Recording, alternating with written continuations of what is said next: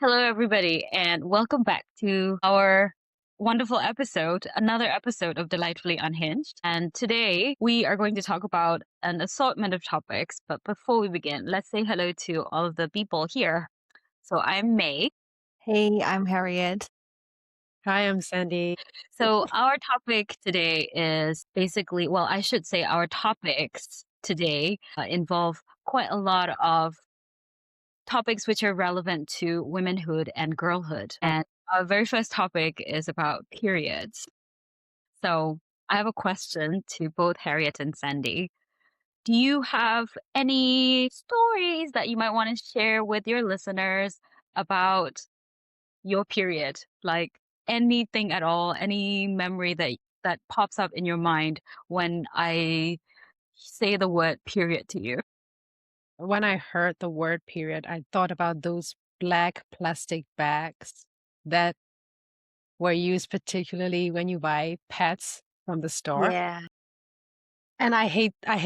I hate them. It's very hideous. It makes it more visible. It makes it more obvious that we are buying pets from the that's store. true. Feel uncomfortable when you buy it, and Yeah. especially like the cashier is a man, Yeah. Right. and you And you just have like to you just carry feel it out. judged. Yeah. Yeah, Like contraband, like alcoholics will buy Mm. alcohol and they don't have to hide the bottle of alcohol that they're buying, but Yeah. we have to hide our periods as if it's not a natural part of our existence. In and then you Thailand, have to separate the pets from other things that you buy Other from the things. store, especially like if it's food or I'm no other longer things. doing it. Yeah, I'm no longer doing it. I'm like loud and proud. I'm buying a pet. Here it is, and then Yeah. just put it all together in the I get same bag. together with yeah, like when we were in like school or in uni and you need to like duck out of the classroom to go to the bathroom to change the pads or refresh yourself, we always have to like be very careful of not showing our pad as if like, oh my gosh, like I can't let people know that this completely natural thing is happening to me. Does it happen to you guys too? Did you ever have to hide your pads Yeah. or your Yeah. tampon? Oh, I like didn't want anyone to, especially the boys, to know that I'm a period, right now. and now I don't hide it. Right? No, like now, like I tell like my male colleagues, like I'm not like going around like, oh, by the way, I'm on my period. Of No. course, I don't, like, Yes. I don't hide it. Like if I have my period, Periods. my pad is on the table. It's my office. I'm going to have it because that is a necessity. It's necessary for me to have it, and I don't feel the need to hide it any longer. Yeah. Yeah, Mm. and that's a When really Yeah. did you first got your period? about like when I was about 13 or 14, I think. Same. I got my Same. period, right? What do you call, like, the coming of age, A Nunhood. nunhood? manhood, yes. Yeah. I was at the monastery, and I thought it was strange that morning that I had seen some blood in my panties, and I'm like, "Oh my gosh, I'm dying." And then on that day, very lucky, we were supposed Mm. to travel from the monastery with the monks to my house so that we can have the ceremony to do the almsgiving, right? And I Mm. got to my house and we were praying and we're just sitting, setting up the stuff, and I'm just there in my little nun outfit. And I like kind of approached my mom and I was like, Mom, I have something to tell you. Like, I think I'm dying. I'm bleeding. And my mom's like, You're not dying. You're just getting your period. And it's just the most unfortunate timing, but you are okay. So Like how when I about you? first got my period, right, my mom asked me to slide down from the stairs, 3 steps, so that I get only 3 days of period. Oh, Yeah, it was strange. did Like it work? it kind of works, I guess, because I got 3 days of heavy flows. That's it. Mm. Oh, should I have don't done know. that. I don't know.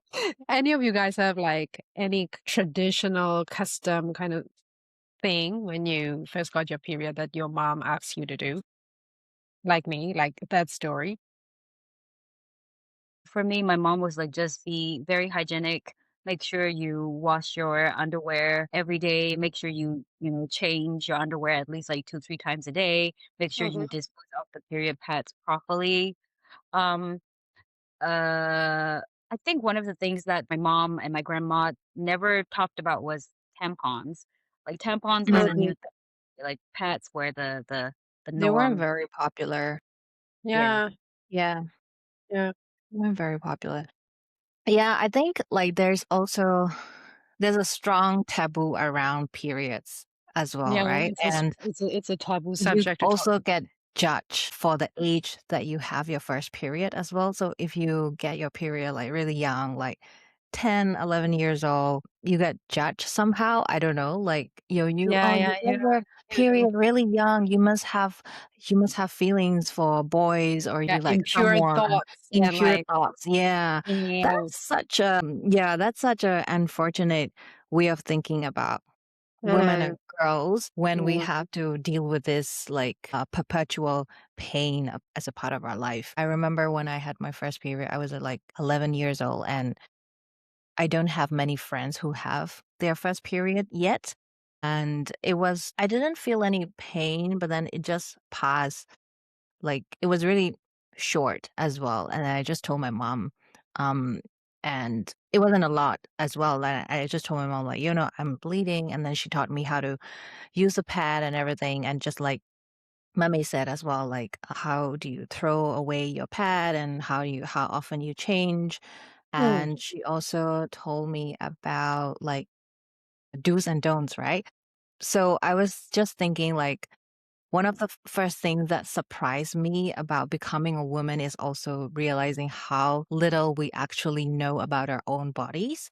So nobody really talked to us about like why periods happen. We didn't have any sex education in school, yeah, yeah, and why some women experience severe pain, and mm, how like what even hormones are, and how hormones affect our mood and our body and our physical and mental health, and what actually is normal and what isn't normal. So yeah, I only learned it like really, really, really recently. So it's it's amazing how we go through womanhood and how we become women without even like knowing how to navigate it. Like how much would it be better for us if we knew it really young, and what to expect about our bodies and our health and all of it mm, as a whole package.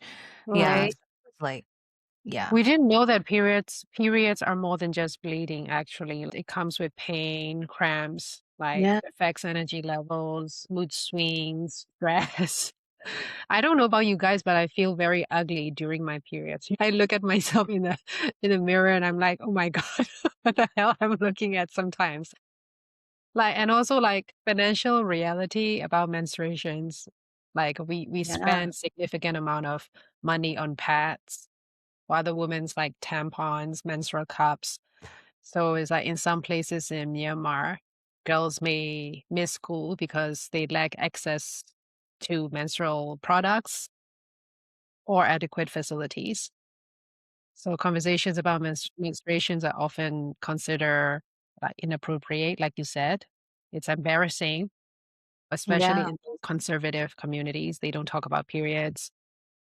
Yeah, we need to talk more openly about periods so that we can talk Yeah. about Yeah, them.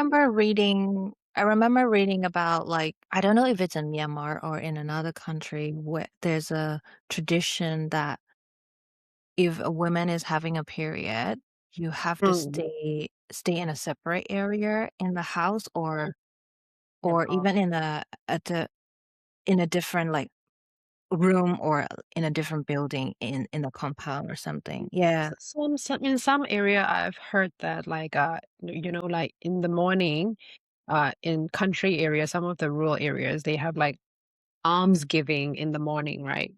They do it daily. Mhm. When a girl has period, she can't do that actively. Yeah. Yeah, Yeah. that's true. Mm. That's true. I think I remember that as well. Like if you're on your period, you can't really be in the presence of a In the monk, or present like monks a or what's even considered as a higher mm, being mm, than mm, yourself, mm.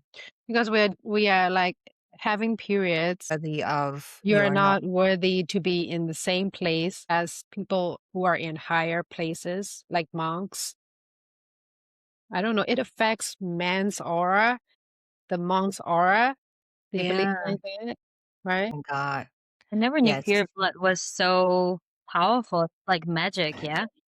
Yeah, yeah, they use in We some can books, bring like, down the it clock with like our periods. How logical is that? I just hate this whole culture of making to feel shame or ashamed of something that is completely out of our control, something that is completely part of the nature of being, a human being for us as women, right?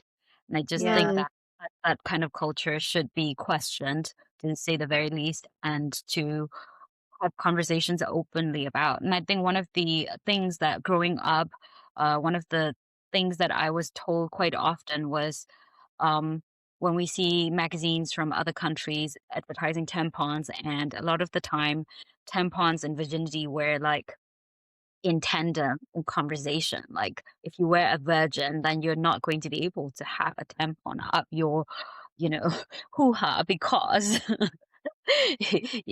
that that would take away your virginity, or if you are using a tampon, you're no longer a virgin.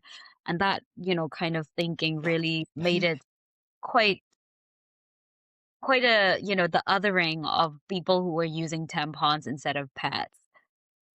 mm, And I was told Period. that Yeah. Yeah, that no, please continue.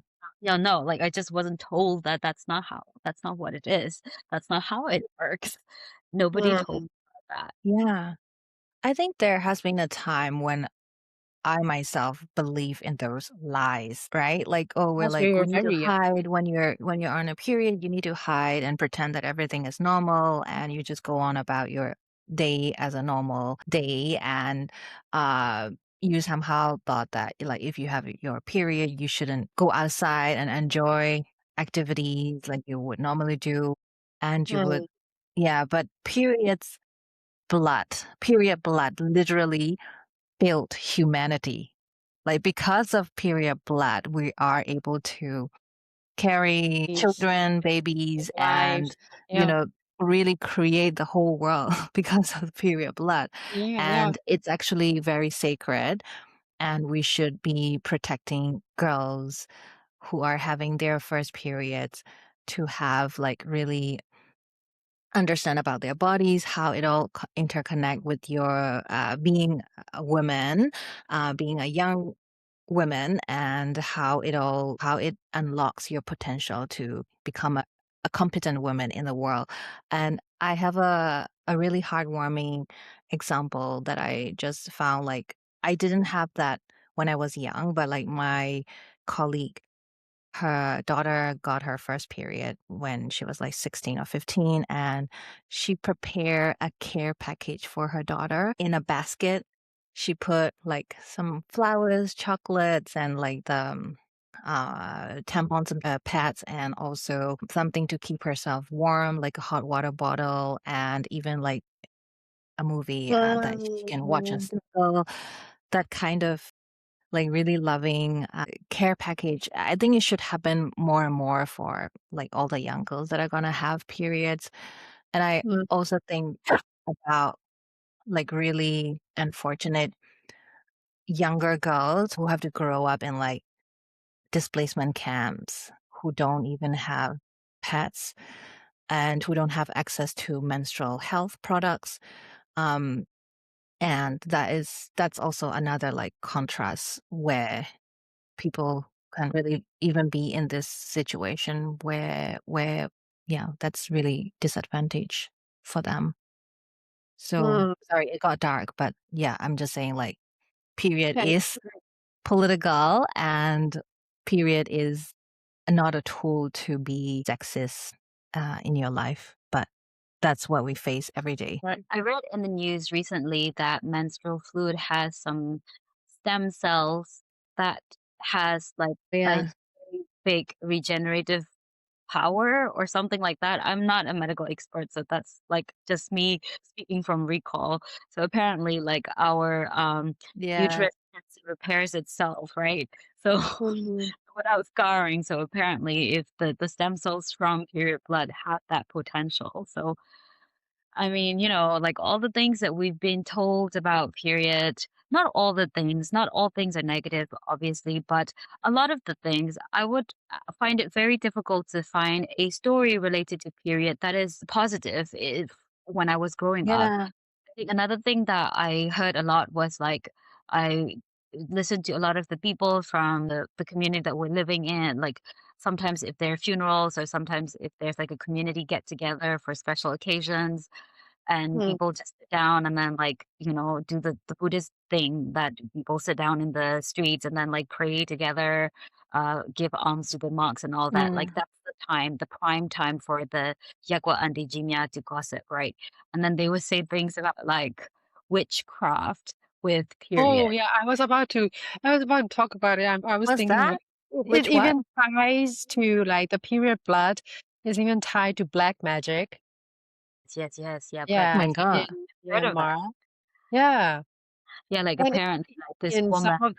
some of the Western countries, like, it ties to witchcraft and Well, black magic. it's not just Western countries, I guess, like Burma Yes, also. So everywhere. Yeah. apparently, like one time, this woman was telling the story of this girl who's this mistress of this guy who has a wife already, and she said that she, the young girl, trapped this man by like putting her period soak undies in like and tying it in like a little cloth bag and then like putting it on top of his door frame. And he was walking under it every day, and then he became infatuated by her because of this little period soaked panty or cloth. I mean, like I'm not. I Some know, I know. powerful stuff. There's I didn't know my period blood was that powerful. I could yes. have achieved I mean, are I mean, we so much. it's magic or just are the something people weak-willed? like something that a human body produce. It's just a bodily matter, but how can it be that powerful? I mean, come What on. Think what is about it. your what is your relationship with your period, girls? Mm, I hate it. I hate having I it. have a love-hate relationship with my Yes. period, right? And at the It's like same time, yeah, night and appreciating day. it still having period.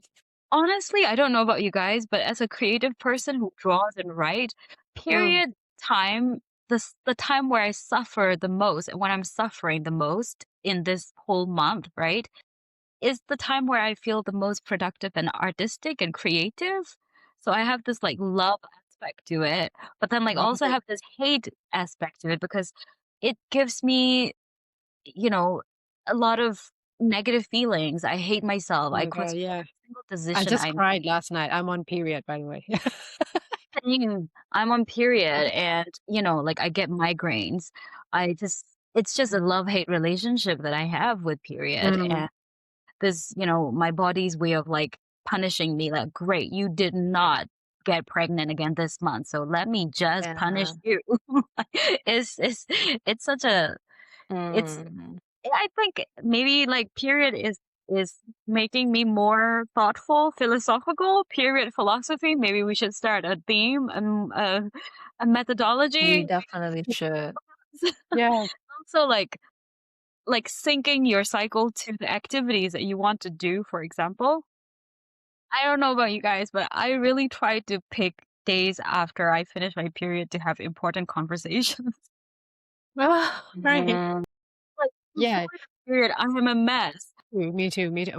But not on important conversations for me. But for me, I start a new routine. If I want to start a new routine, I wait until after periods. For example, like new workout routine, Mm. or if I want to change something, then Yeah. I just wait until after periods. Yeah, I definitely agree with that. Like the energy levels just varies with the 4 weeks around the cycle.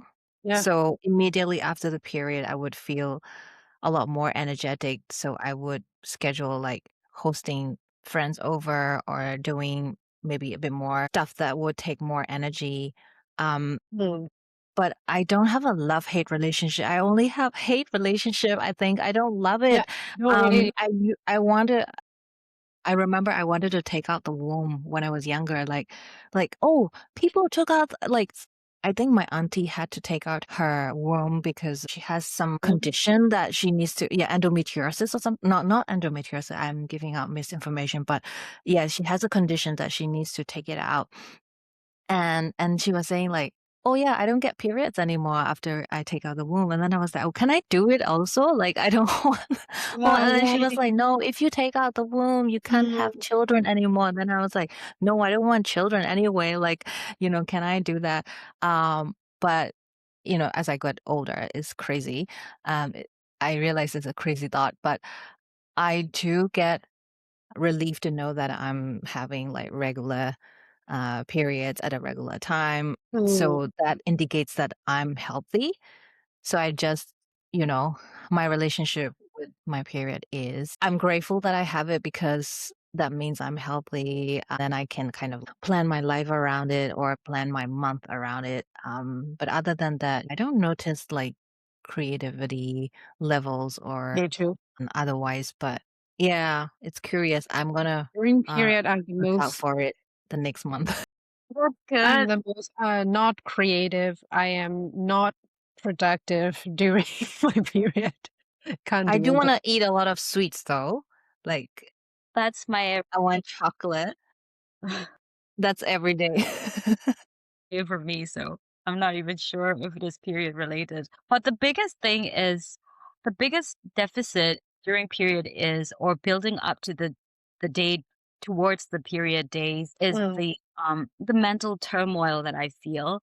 I think I've talked about this also before openly. I'm on antidepressants and I have to take those because when I have my period and one of the things that people started searching on the internet to see if I'm the only person who's having this problem. Obviously, I found it is not me. There's a whole army of women who feels the same. Almost every woman go through some Yeah. sort of mental turmoil to a certain degree. Like it's just differ in the intensity, I suppose. But I question everything. The worst thing is like when you're feeling some emotions, your mind plays like the biggest tricks on you. You don't know whether your feelings are actually legitimate or if you're being extra sensitive or if you're being logical to think and to make decisions. And I think that really impacts our careers, Mm, because like if you're making decisions during this time, if your mind is volatile, I'm not saying that that's a deficiency or that that happens to everybody, by the way. It just happens to me. So I take precautions. Knowing myself, I take precautions. I speak less Mm. during my period, for example. mm, Don't talk to a lot of people at the office when I have my period because I don't want to be running on emotions and say things mhm. that I regret later, right? I don't want to overcommit myself or I don't want to be extra harsh to other people. I'm already quite a harsh person to begin with, I think. So that's just knowing myself, right? And I think that's something that we were never told because Yeah. maybe people around us, like I'm pretty sure that my mom and my grandmother generations, they probably noticed it, but they never really had this choice to explore it further and how it impacts them. And as women who are not like just, like who are dealing with a lot of things like family, career, Mhm. financial, like the Yeah. state of the world, students, human relations. I think it's more difficult for us now to I'm not saying that women in the past had it easier, by the way. I'm just saying that there's a lot to handle and there are a lot more opportunities to make mistakes. Yeah, Mm. yeah.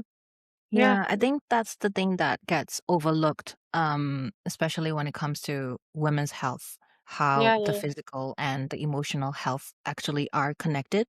So we often talk about like hormones, and hormones are the first thing that gets blamed if we can't really explain what's going on with a woman's bodies.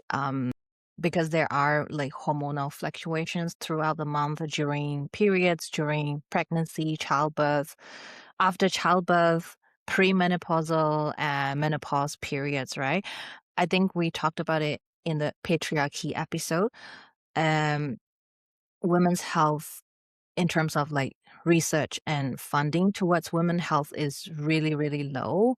So we don't really understand about what goes on inside the body and we just like get labeled, oh, like it's all in your head or, it's psychological.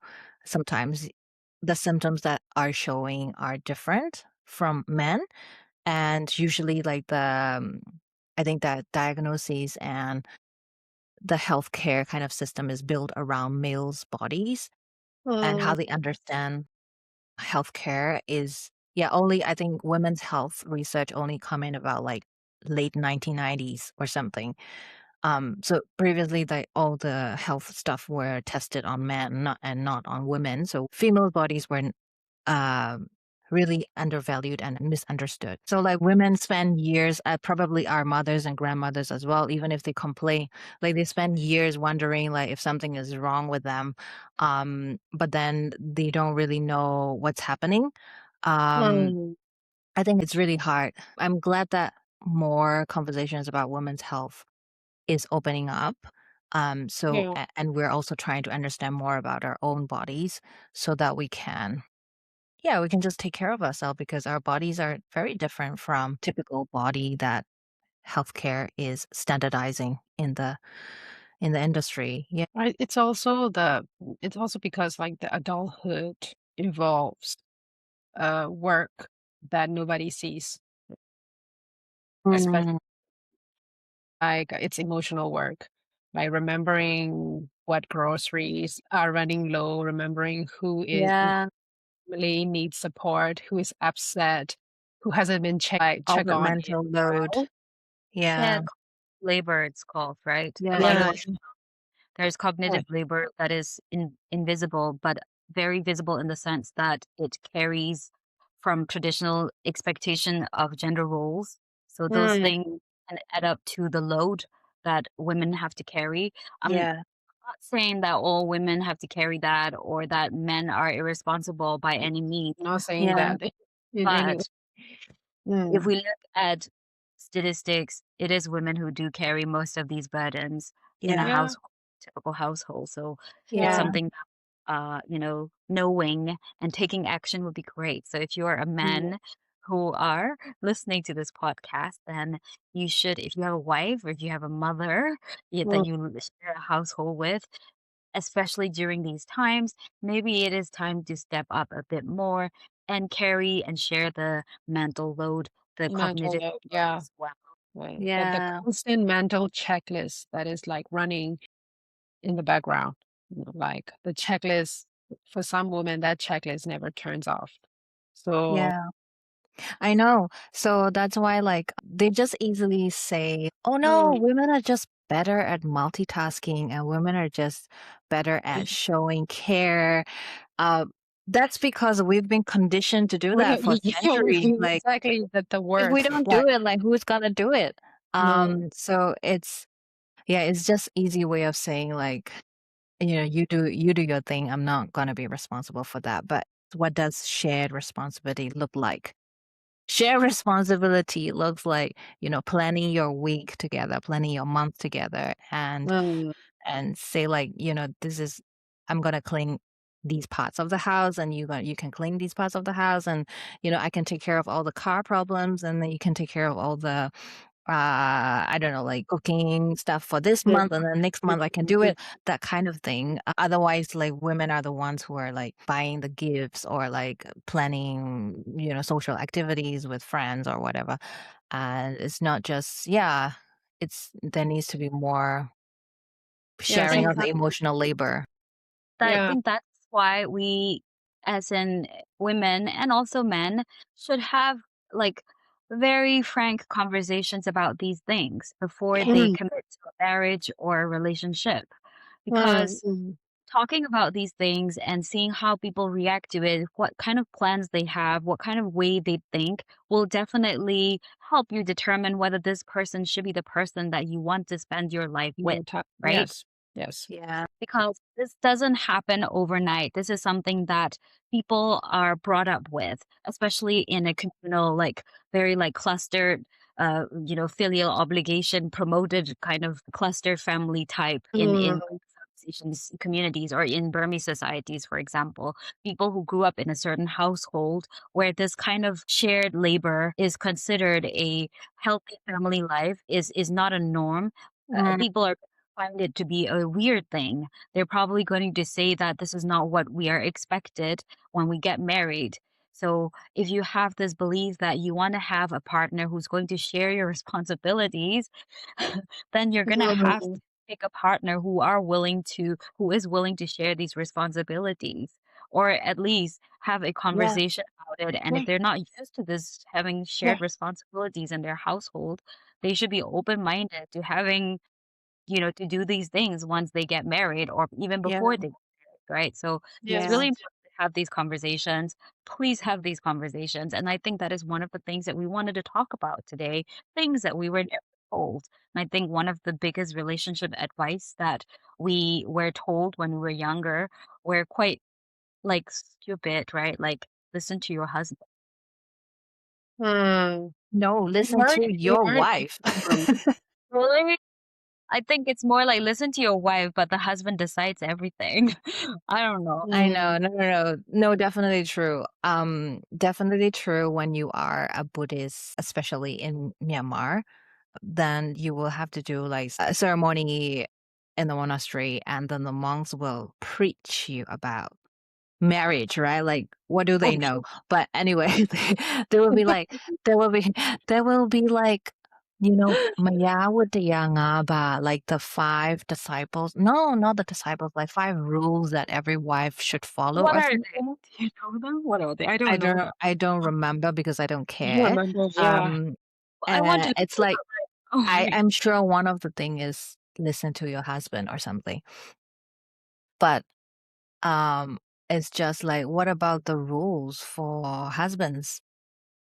Like Actually, they Yauja with the also Yangaba. I think live there what they are. believe. Yeah.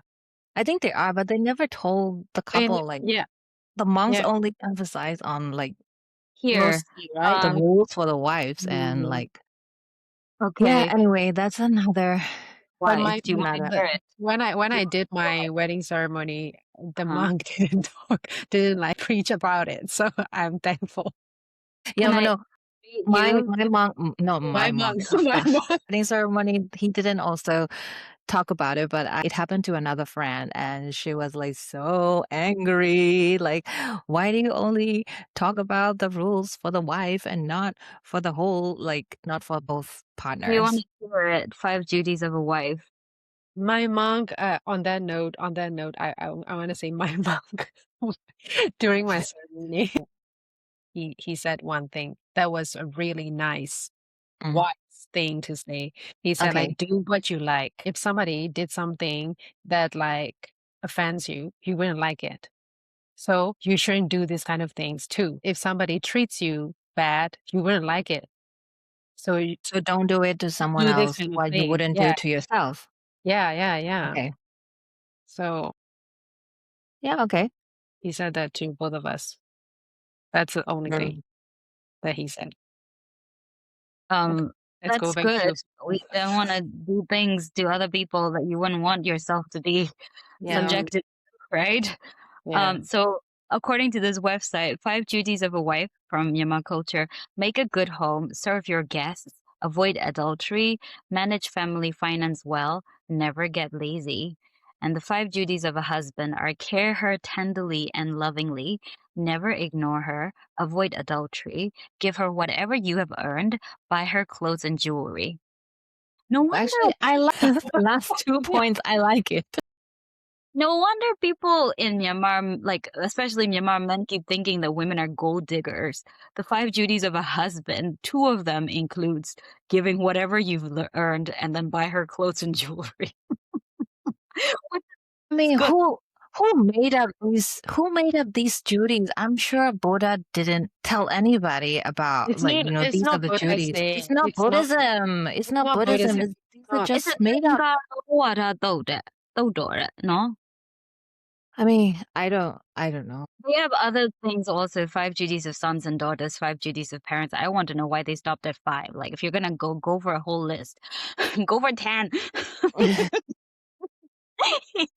uh, Some wise man wrote those With five too duties. much time on their hands. But yeah, I mean, I guess I guess it's good that we don't know these things, but we're already doing. I feel like these things are quite weird because it's just like a human being. We learned it like it's in the school textbooks, right?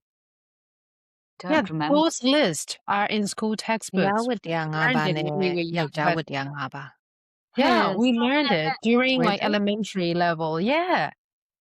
What Yeah. about what about the miba nga ba? Yes, all of it, Oh, all of it. They have We like student, teacher, husband, all wife, of those all employer, of those friend, 5 duty list, we've learned employee. all of those. Yes, okay. yes. We just don't remember. We We just don't do And it you by have remember because uh, we don't remember bullshit things. We don't. We only Tempo, tempo extra. mm. Misa 的 Mesa 证上 show on 骗取编译 Indulgent as well. Oh my Yeah, yeah, gosh. yeah, we've learned it. We've learned it. okay. I remember the whole class citing these 5 rules over again, the kids in the class. Yeah. Good to know. Good to revisit some of them and see like in a different light. Yeah, it's nice to just I guess analyze them and deconstruct them. And Yeah. construct them Okay.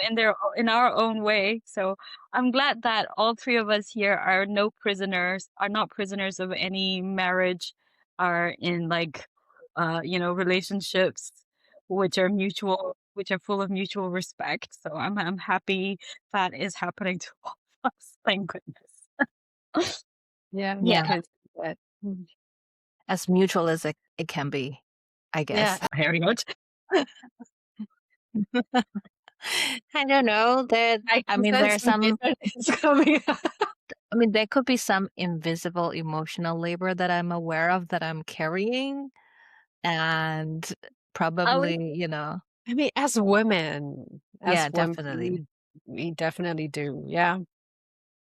we Mm. definitely as I'm do. not married, I am not carrying any invisible labor towards my husband that does not exist, but I do feel like I carry a lot of invisible labor that Yeah. I do feel I used to carry a lot of invisible labor at work. But now that I'm in a better workplace, I don't have that anymore. So I'm happy to get rid of that.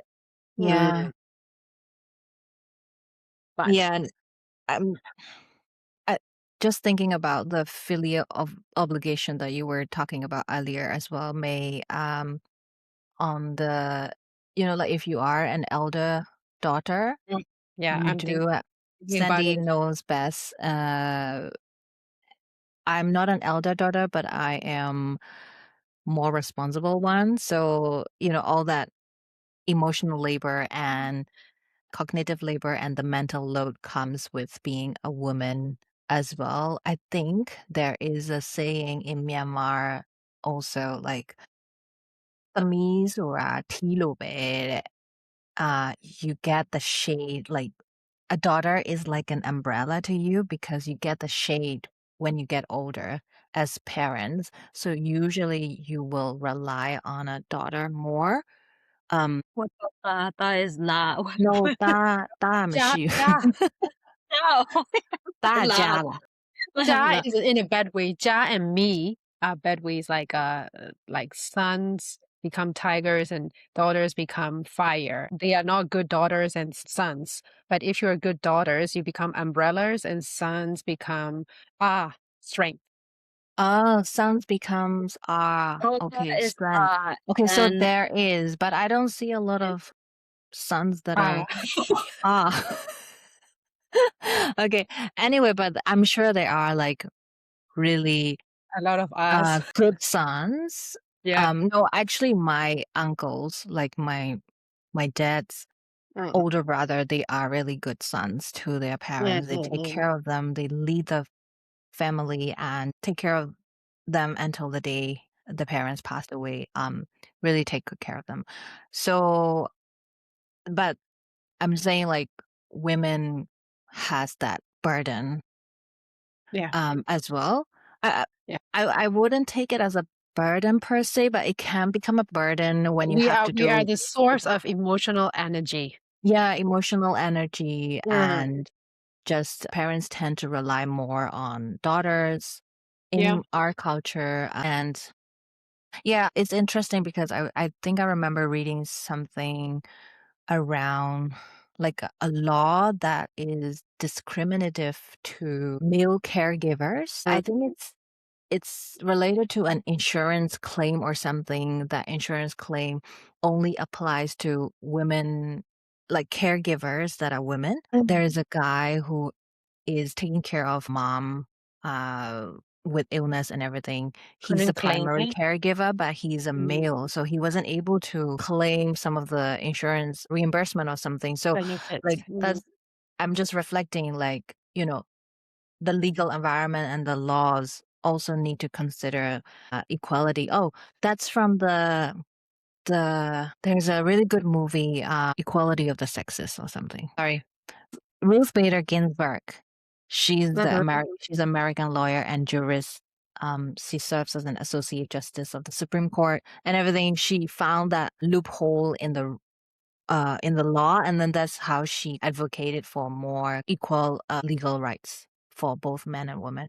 But anyway, I'm just saying, like, women are usually expected to carry Yeah. that burden in our culture, and Mm. we don't It have is. um, There's a yeah. United Nations report a couple of years back that they conducted a research on like household income, and what they found is that after COVID-19, women were like less eating less nutritious food. Like it's always women who go to the brokers to Mm, for money, for example. It's also the women who forego food in the household so that other people in their household can Have eat enough more. to eat. Yes. Yeah. So yeah.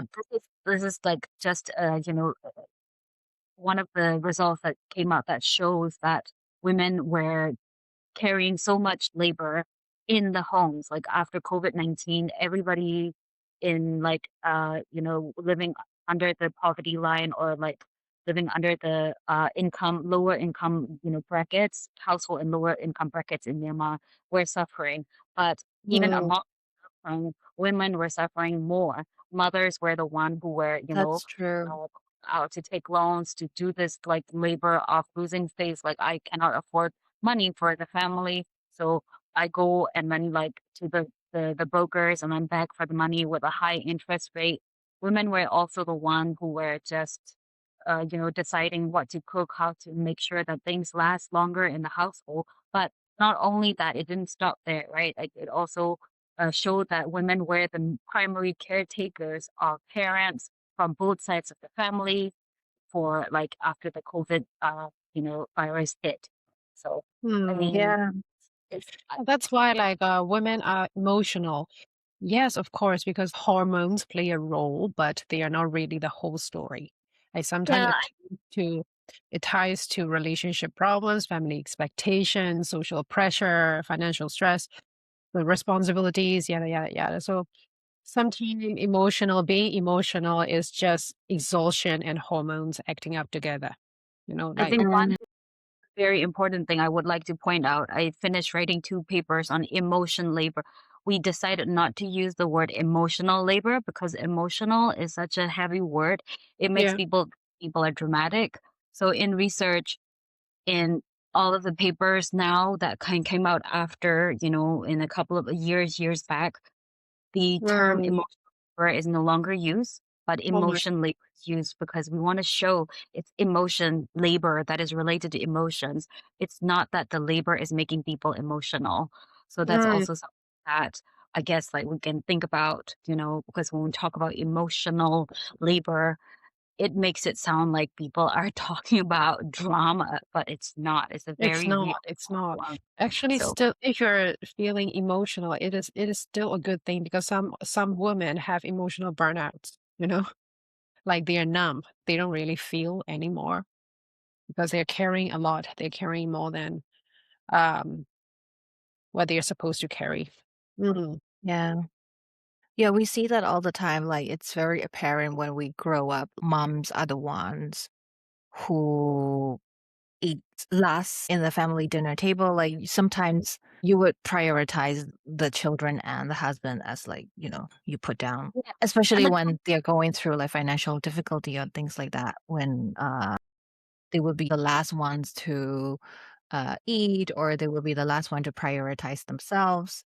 And that really shows, and I think that shape also like the relationships when we grow up, because for daughters, we see that moms sacrifice a lot in their lives, and then for sons they see like, oh, moms are so great, like they prioritize everybody else before themselves, so they put it as an ideal, like that's the ideal woman and my partner should be like that as well. But for That's us, like, daughters mm. know that this is not the case, like she didn't have a choice to do that, so that shapes a little bit of how expectations mismanagements can happen sometimes in relationships. Mm, think labor, not just for, you know, food, but also for actual emotions in the household. Emotional regulation is also something yeah. that we talk about. So, Yes. men are expected to get angry at something, or they're supposed to respond with anger and maybe even aggression, or maybe Yeah. sometimes violence. And they have the levity to do it because they're men, right? But as women, we see our mothers and we see our aunts, we see women around us in pop culture, in books, in real life, in lived experiences, even in our life, maybe even in our relationships or even in our workplaces. We see that women try to take care of the emotional dysregulation from other people by trying to limit themselves or shutting themselves up or not talking too much about it because it just adds fuel to the fire. And that is Mm, Mm, like cognitive and emotion labor that women are working also over yeah. time to like diffuse the situation. Suddenly it is the Yeah. women's role to diffuse the emotions which are supposed to be sorted out by themselves in other ways, but suddenly Yeah. expected for us to just not explode with the equal measure of aggression because we're like, if I explode also, this conversation is not going to to end. So I'm going to be the one to let it go first. And Yeah. it sounds all mm. peaceful and well, but it also takes away, especially in professional contexts, it takes away your agency to a certain degree. It can also take away a lot of your, you know, uh career pathways, your trajectory as well. Mm. Yeah, that's so true. Because men are the I would say that men are the one who are more emotional, but they don't know how to like they don't know how to regulate Regulate it. it. So like Mm. women have to regulate on their behalf in many situations, like you said. Actually, after Harriet talked about like the moms are the last person to eat in a household, I thought about Goldilocks and the three bears. Growing up is realizing and understanding that why Papa Bear's bowl is hot and Baby Bear's bowl is just right, and Mama Bear's bowl is cold. Right. So Yeah. she eats Obviously, it's lots a cold food, yeah. of food. Yeah. So I And just Goldilocks not a bad person. Goldilocks knew what she wanted. Okay. She totally was like, I don't like these. I will just go for the right thing that is good for me. She knows what she wanted. The girl knows boundaries. Well, no, maybe she doesn't know boundary because she did go into other people's house, but she knows what she wants. She just doesn't understand boundaries. Damn it, Gold. Trying to like give you a lift, like a lift here, but I can't help you anymore. You're on your own, Goldie. Um, This is why we cannot blindly support women just because they're women. Okay. yeah, yeah, that's true. All right, I think our episode is getting on. We did want to talk a lot about a lot of topics, but we covered Mm, periods and emotion labor, correcting myself, emotion labor, cognitive labor, things that we wish that people have told us, and also some funny stories from our mm, childhood related to periods and some old wives' tales related to period. So, yep. and a Yeah. review of the ethics and duties of a Myanmar wife and husband. Mm, Okay. Yeah, we gotta Mhm. focus more on the husband. Well, we gotta focus more on everyone, really, or just focus less on these things and just try to be decent human beings instead of following some outdated scripture that is telling us to how to be. yeah. But like people are telling us what women should be doing, how they should be acting, but they are very few honest conversations about what it's actually like to live in a female body.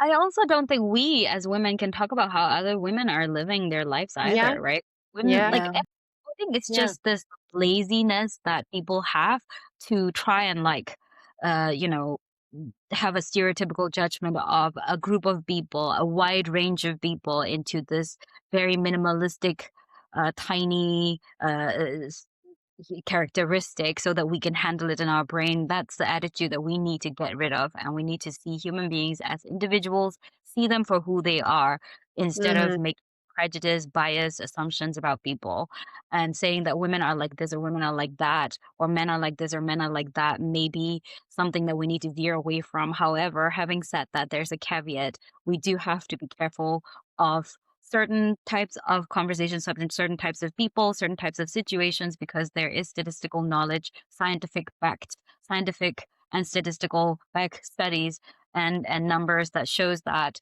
the world is not a safe place for women, especially in 2026. It's still happening. Yes, yes. Yeah. It is 2026 now. That's it. I've been writing 2028 on my like agendas for our lessons in the past week. Years are like May, May, May. It's 2026, not 2028, and I'm like, oh damn it, keep doing that. Why am I living in the future? We will No, never know. ready to go to No, 2028. not yet, not yet. Wait, wait, wait. Wait.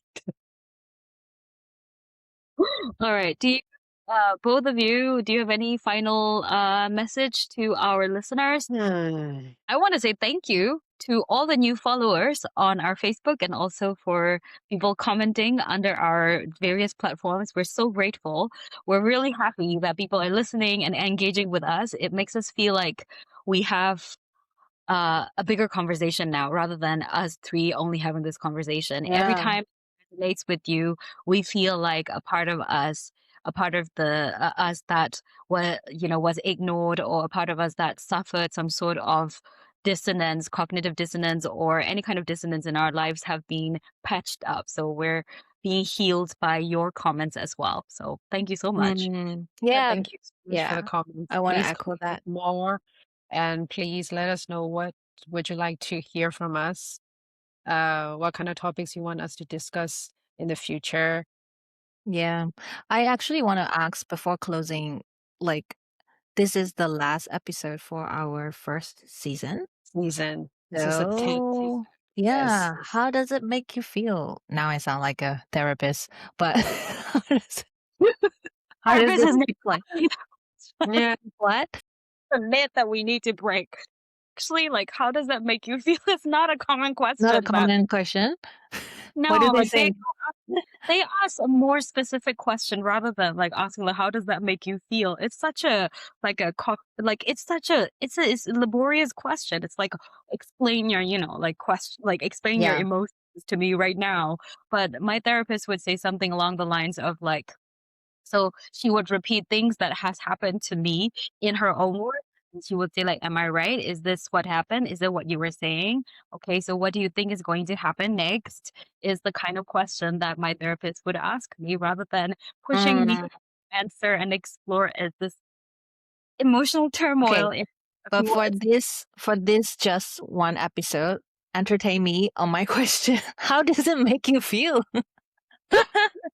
about recording the last episode for the first season? And what do you hope more from the second one? Asking us or are you Yeah. asking the You're us? No, asking I'm us? asking you guys. I thought that Yeah. you're asking the audience. No, Me? we're What? the ones who are recording, so I'm just That makes more sense, Harriet. yeah. Thank you for the clarification because Sandy and I are being idiots. I'm sorry.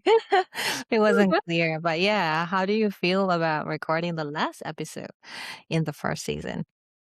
I have always been a yapper, so I think I can endlessly yap.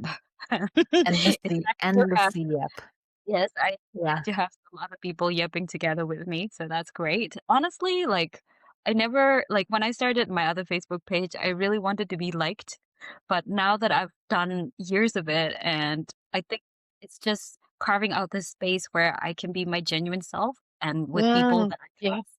So I feel Mm, like we created a safe Mm, space for ourselves to share things and yeah, mm, also a space for us to be honest with each other about critiquing and just, being critical about the things that we talk about or the things that we are thinking about yeah, either mm, constantly or just making me think a little bit more deeper perhaps. So I've enjoyed this. I mean, I'm not right. even about the audience at this point. I'm just like really happy that we have Yeah, a yeah. community here Yeah. that we've built. Happy is the word. Yeah. Actually, before we started this podcast, I've been wanting to do a podcast before, but it never happened. And yeah. yeah, I am not very comfortable talking in front of a camera. So yeah, I feel It doesn't like show. It doesn't show. yeah, I feel like Right. I've improved a little bit. I mean, I'm good at hiding things. Yeah. No, same, same. Yeah, I'm also like you both. I think it can be considered as one of the achievements, but also Mm, just enjoy this kind of conversation with the people who I feel really comfortable with and who I love and respect. So, yeah, it's more than just about who is listening to us, but more about like how we're unpacking these yeah. issues. But I do want to encourage the audience to head over to Spotify and Apple Podcasts and YouTube to listen to the whole thing. If you are looking at our short clips on Facebook, thank you so much. But do try We're to listen very to the whole happy. thing as well. Yeah. Yeah, one thing that I've learned and noticed is that I used to think like an hour would be so long and all that, but now that I'm commuting a lot, and when I listen to podcasts, I love it. If it is like, one Yeah. of my favorite podcasts is Jane and Fee on Scripted or something like that, and I've been Yeah. listening to them for years, and they just have a really good banter going on, and usually the episodes are one between like 45 minutes to 1.5 hour, and Mm, I never feel bored. I'm laughing with them, and it's Yeah. such way to, Me too. uh, you know, to be able it's almost like a little like, I don't know, like, I wouldn't say time machine, but it's almost like a time machine in a way, like, you are able to communicate and kinda, like, get this rapport built with people that you've never met before outside, and Yeah. right? That's It's kind of true. It's so yeah, it's so surreal and also very intriguing. Like I used to listen to the radio all the time when I was growing up with my parents together, so it almost like the same feeling. But when we were listening to the radio, they often come at a certain time, right? Like at 8 p.m. or in the morning, or like we usually sit around. It's live, so we usually sit around the radio and listen to it but now it's like on demand kind of thing with podcasts. So you can listen to it anytime you want at your own convenience.